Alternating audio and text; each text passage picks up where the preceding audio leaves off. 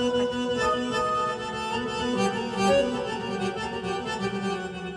ana,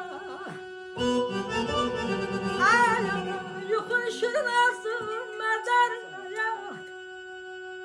Yokuşlasın mezarın hayat.